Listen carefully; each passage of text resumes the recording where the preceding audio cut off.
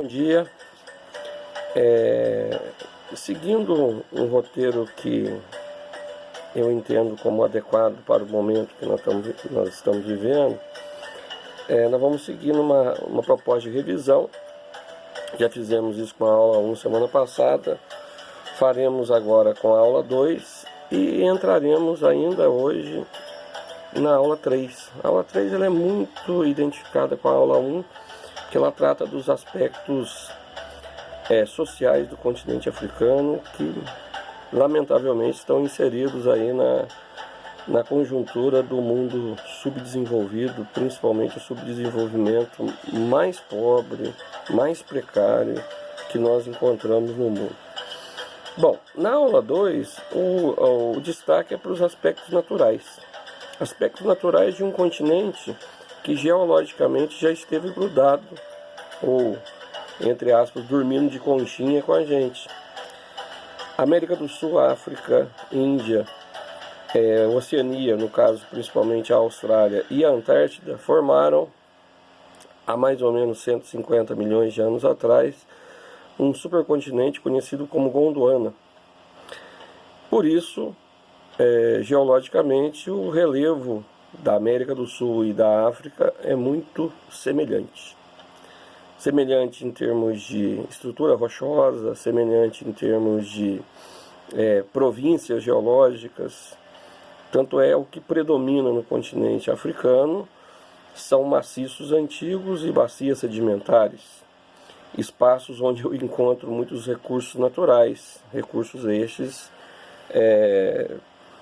valorizados por Europa, por Estados Unidos e mais recentemente pela China, como uma forma de estreitar e de aumentar a influência econômica sobre os países do continente africano.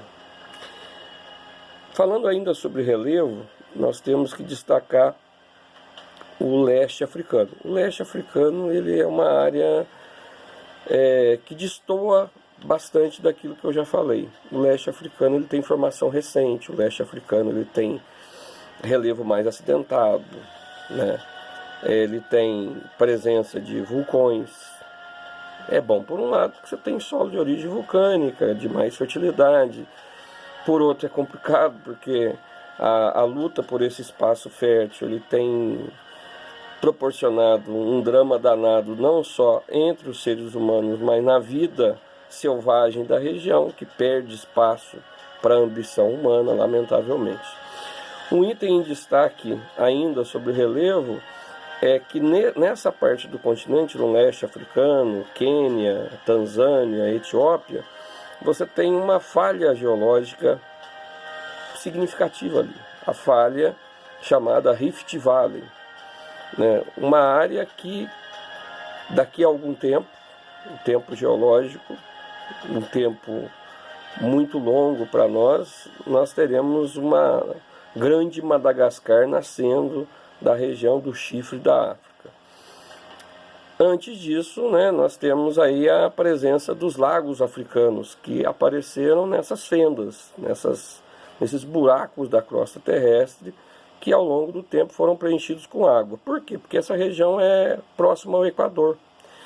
E na área próxima ao Equador, a latitude menor faz com que a presença de chuva, de umidade seja maior e a temperatura mais quente.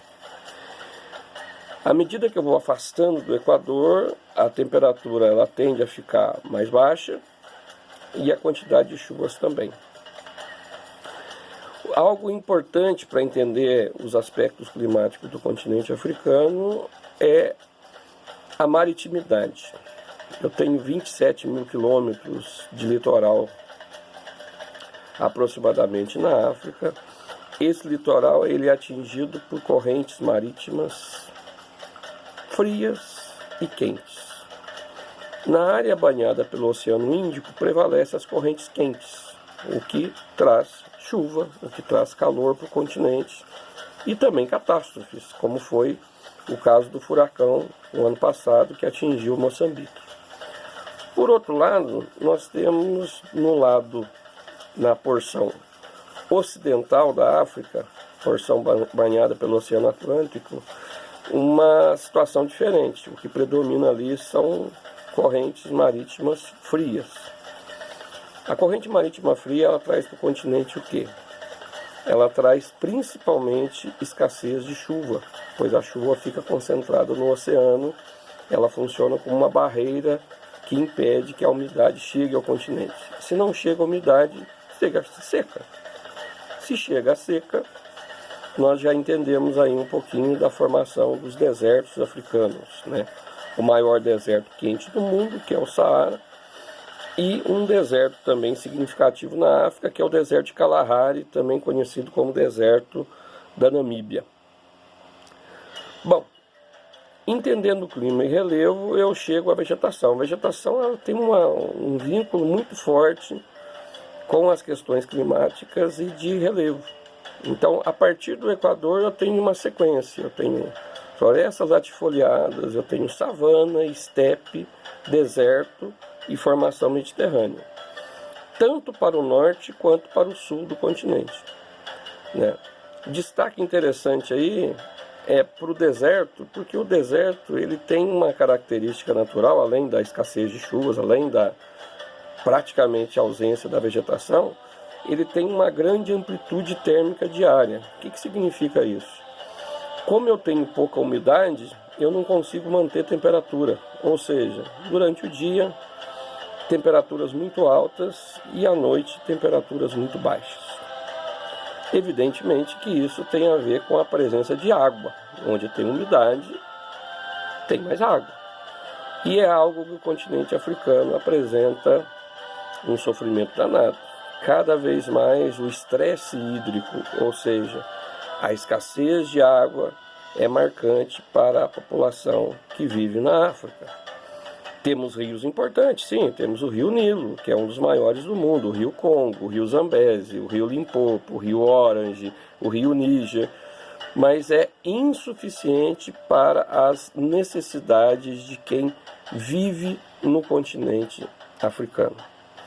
É um dos desafios da África conseguir executar algo que nem o mundo desenvolvido consegue: a gestão compartilhada dos recursos hídricos. E gestão compartilhada que é agravada por um outro elemento, né, já destacado em outras aulas de geografia, que é a desertificação, ou seja, o uso inadequado dos recursos naturais, do solo, da vegetação, ela contribui, né, isso contribui para o aumento de desertos. O Saara está crescendo, nós já vimos isso na primeira aula, atingindo uma região específica do continente africano, que é a região do Sahel. E com isso o prejuízo é para quem? Para a natureza, evidentemente, mas é um prejuízo também social, é um prejuízo econômico, é um prejuízo humanitário de proporções apocalípticas, né? Nós estamos sofrendo, sim, com a pandemia, mas a pandemia no continente africano ela é muito mais significativa. Uma pandemia vinculada a doenças, e essas doenças vinculadas à precariedade de serviços públicos básicos, de alimentação, de educação, de saúde, né? Mas isso é assunto para a próxima aula. Por enquanto é só. Um abraço, saudade de todos.